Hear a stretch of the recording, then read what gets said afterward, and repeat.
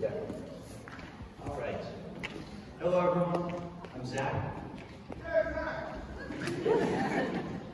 I can't really say that I know who it was or how it was that Gabe and I met.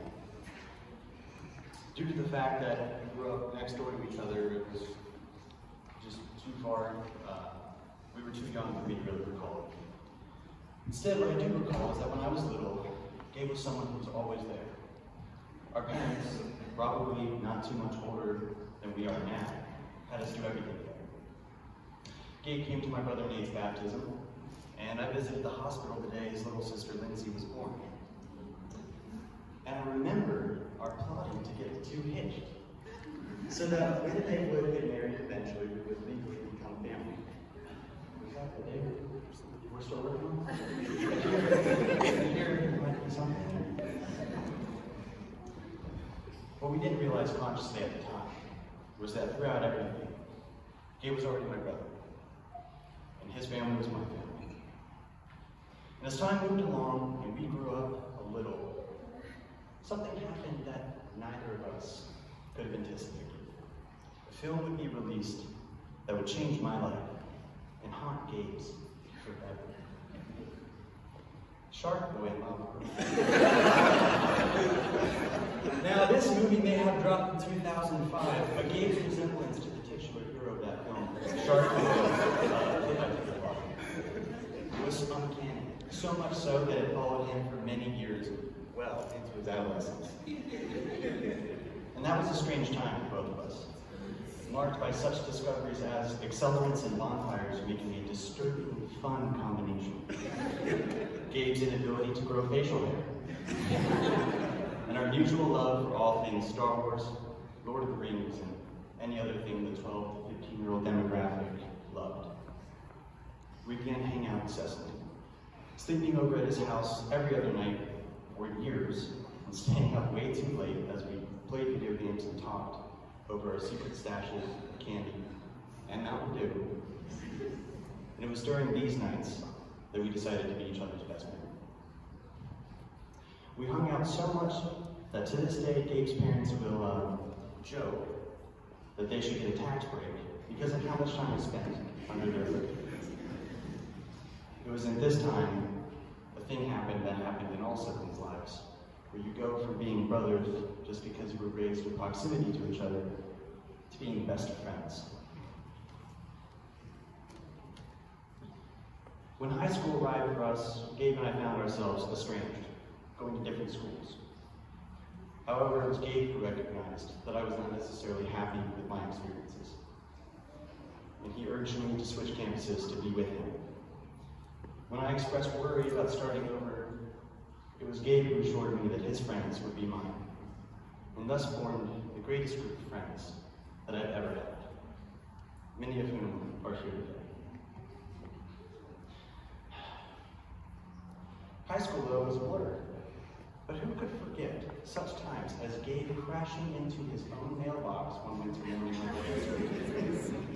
or my refusal to wear normal colored jeans, generally opting for the reds and greens and yellows of his sister's jeans more than anything. Gabe used to bribe me to dress normally in public.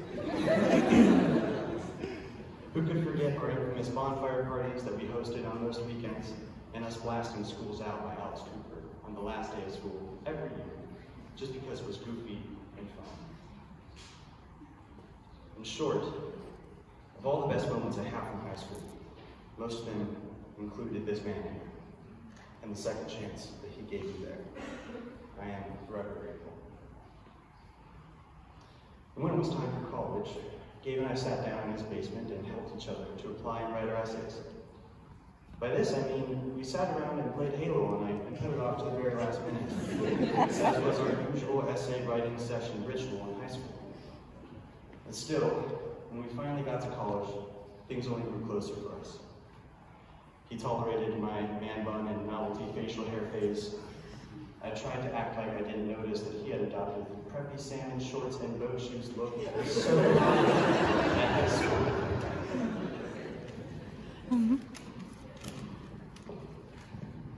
We both pretended to care about D2 football just to make fun of each other's our university's rivals. We pretended to care about dating football to make fun of each other, when in all actuality, our universities were more like love and honor than not. Gabe visited me for Halloween, and at his graduation I attempted to do a backflip in a bar.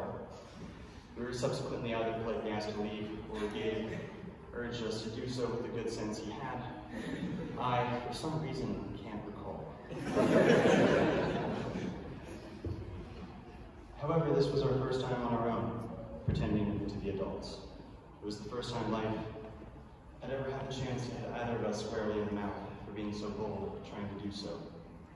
And in those tough moments, when my world was falling apart for the first time, whenever I felt lost or alone, when nothing made sense for entire weeks at a time, it was Gabe who was there. Whether it was a late-night phone call for advice or an impromptu 8-hour road trip on a half hour's notice, just to stand by me, Gabe was there.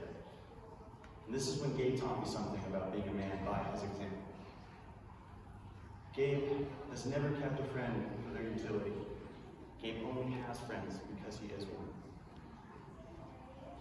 After college passed, Gabe and I once again set off in different directions.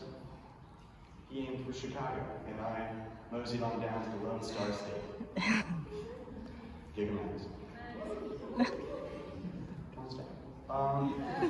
As Gabe was becoming accustomed with the L train and the unpleasantness of Chicago winters and all the great sights the city had to offer, I was off learning about George Strait, the insanity of rodeos, and something called two-step.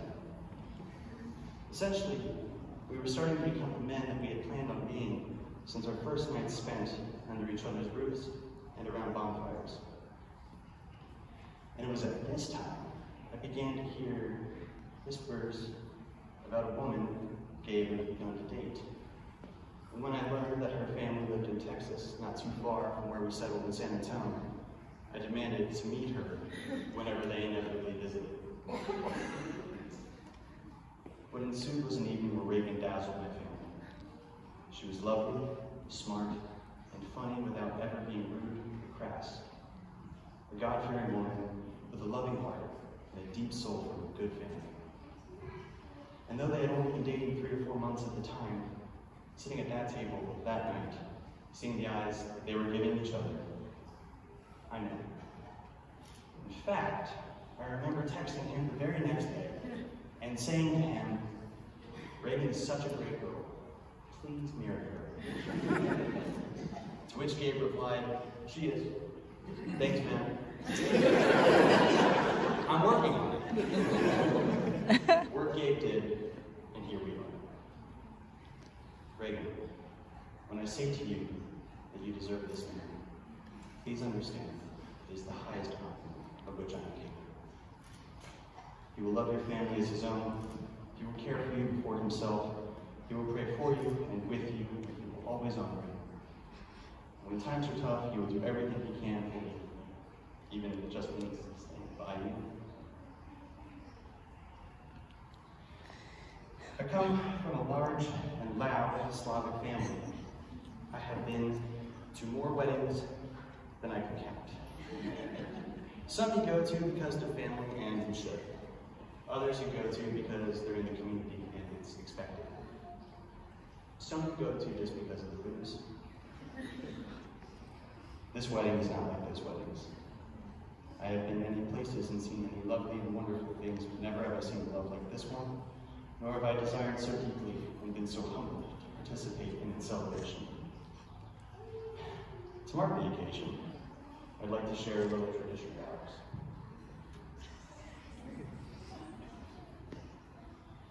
For years now, Gabe and I have passed a king chess piece between each other to mark when one has had a victory and that man is now the king of the moment. So, I would like to offer a toast. Here's to my brother, Gabe, king of the moment, the best man that I've ever known. I love both of you so much. May God grant you both many happy and blessed years.